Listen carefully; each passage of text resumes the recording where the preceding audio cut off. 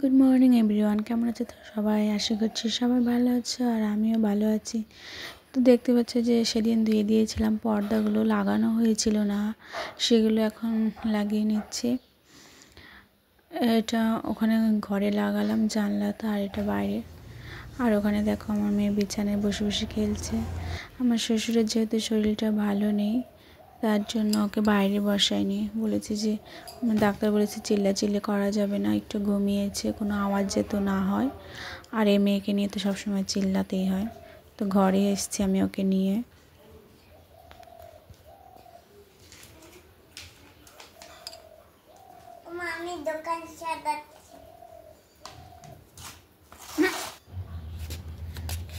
আর দুপুরবেলা এটা ওকে স্নান করিয়ে দিচ্ছি।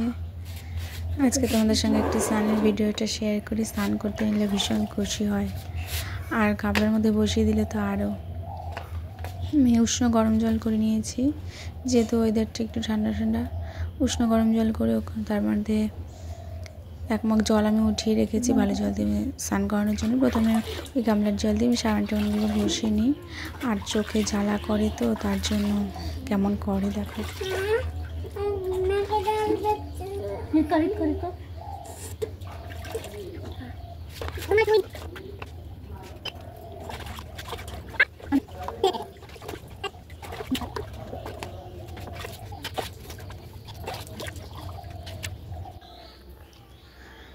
আর যেহেতু আজকে শনিবার, তার জন্য আমাদের নিরামিষ, শনিবারে নিরামিষ খাওয়া হয়।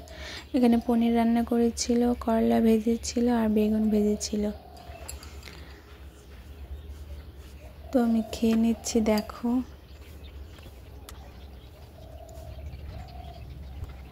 দেখো কালকে জামা কাপড় ধুয়ে দিয়েছিলাম, একটাও শুকিয়েছিল না। তো আজকে আবার ছাদে নিয়ে এসেছি। আজকে একটু হালকা হালকা হাওয়া বাতাস আছে। আর ওই দেখো কি মেঘ করেছে আকাশে। ছাদে এসেছি আমি, জামা কাপড়গুলো তুলে নিয়ে যাই, নাহলে আবার ভিজে যাবে। তো আরও কিছু কিছু নিচে আছে একটু মোটা টাইপের, মানে গেঞ্জিগুলো, সেগুলো আমি তবুও আনিনি। প্রচণ্ড মেঘ করেছে। চলো আমি জামা কাপড়গুলো তুলে নিই। আর ওইদিকে চলো দেখে আসি দুর্গাপুজোর প্যান্ডেল কত দূর আমাদের ছাদে থেকে দেখা যায়। ওই দেখো, ওই দেখো, ডিজাইন করে না, মানে প্রতি বছর একই করে, স্বাভাবিক। আর পেছনে যেটা দেখছো ওটা কালী মন্দির। আমি তাড়াতাড়ি যাই জামা কাপড় তুলে নিয়ে। বাদর এসছে, আবার কখন চলে আসবে, ছাদে বাদর থাকে।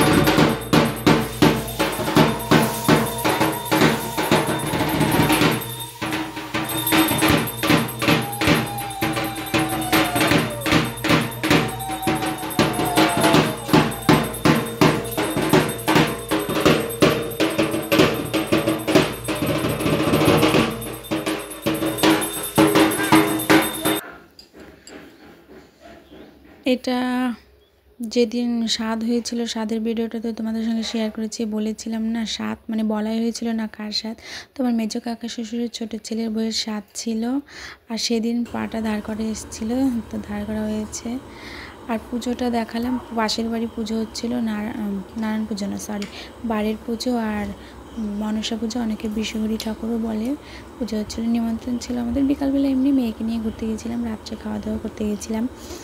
আর এটা অন্য দিনের ভিডিও ছিল, আমি তুলে রেখেছিলাম, তোমাদের সঙ্গে শেয়ার করা হয়নি। দেখো আমার মেয়ের চাউমিন খাওয়ার স্টাইলটা একবার দেখো। এত হাসি পাচ্ছিল ওর চাউমিন খাওয়া দেখে।